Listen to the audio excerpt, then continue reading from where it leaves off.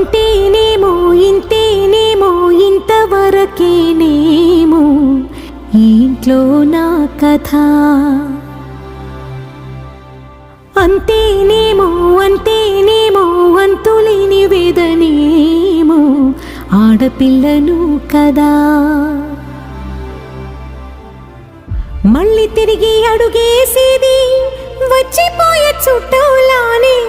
నేను పుట్టి పెరిగిన ఊరికి ఇంకా పైన పొరుగురిదాన్ని. కట్టదాటి గంగ నేడు కంట పొంగెనే.